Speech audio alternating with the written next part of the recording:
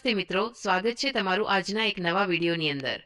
તો મિત્રો, આજના સમાચાર વિશે વાત કરીએ એ પહેલા જો તમે અમારી ચેનલમાં નવા આવ્યા હોય તો ચેનલને જરૂરથી સબસ્ક્રાઇબ કરી દેજો।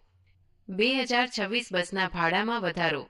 ગુજરાત રાજ્ય માર્ગ વાહન વ્યવહાર નિગમ દ્વારા 1 જાન્યુઆરી 2026મી એસટી બસના ભાડામાં 3% વધારો જાહેર કરાયો છે। આ ભાવ વધારો 31 ડિસેમ્બર 2025ની મધ્યરાત્રિથી અમલમાં આવશે, જેના કારણે રાજ્યના 27 લાખ મુસાફરો પર આર્થિક બોજ વધશે। સરકારે મુસાફરોને વધુ સારી સુવિધાઓ આપવાના હેતુથી આ નિર્ણય લીધો છે। 9 મહિનામાં બીજી વખત ગુજરાત એસટી ભાડામાં વધારો કરવામાં આવ્યો છે। 2026 એલપીજી સિલિન્ડર મોંઘો। એલપીજી સિલિન્ડર મોંઘો થયો છે।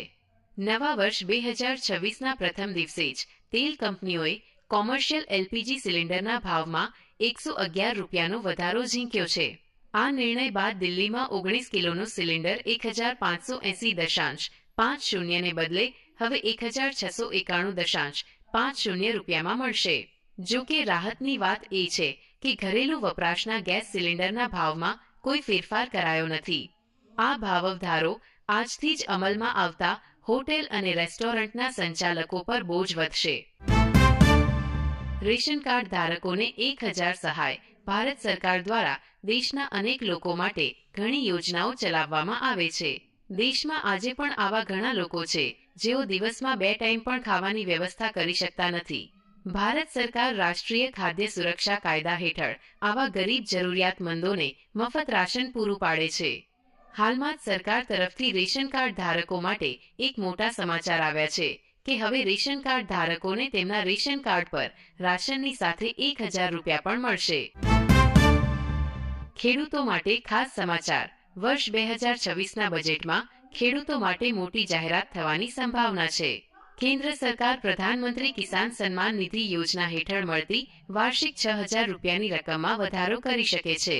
ખેતીના વધતા ખર્ચ અને મોંઘવારીને ધ્યાનમાં રાખીને આ નિર્ણય લેવામાં આવે તેવી શક્યતા છે। અગાઉ પણ સરકારે આ યોજનાનું બજેટ 60,000 રૂપિયા કરોડથી વધારીને 63,500 કરોડ રૂપિયા કર્યું હતું। હવે 1 ફેબ્રુઆરી 2026 એ રજૂ થનારા બજેટ પર સૌની નજર ટકેલી છે। 2026 ફ્રી સિલાઈ મશીન। ફ્રી સિલાઈ મશીન યોજના અંતર્ગત કન્યાઓને મફતમાં સિલાઈ મશીન આપવામાં આવે છે, જેના માટે તમારે એક ઓનલાઈન ફોર્મ ભરી જેમાં જરૂરી ડોક્યુમેન્ટ જેવા કે આધાર કાર્ડ, પાન કાર્ડ, બેંકની પાસબુક, જન્મ તારીખનો દાખલો અને રેશન કાર્ડ સ્કેન કરીને અપલોડ કરવાના હોય છે। જ્યારે અરજી કર્યાના 10મી 25 દિવસ બાદ તમારી અરજી એપ્રુવલ કરવામાં આવે છે અને જે નામથી તમે અરજી કરી હોય તેમને સિલાઈ મશીન આપવામાં આવે છે। હાલ આ યોજના માટેના ફોર્મ ઓનલાઈન ભરવાના શરૂ થયા છે। વિધવા પેન્શનમાં વધારો। ભરૂચમાં વિધવા બહેનોએ એકત્ર થઈને તેમના માસિક પેન્શનમાં વધારો કરવાની ઉગ્ર માંગણી કરી છે। હાલમાં ગંગા સ્વરૂપા આર્થિક સહાય યોજના હેઠળ બહેનોને દર મહિને 1250 રૂપિયા પેન્શન મળે છે, જેને વધારીને 3000 રૂપિયા કરવાની માંગ કરવામાં આવી છે।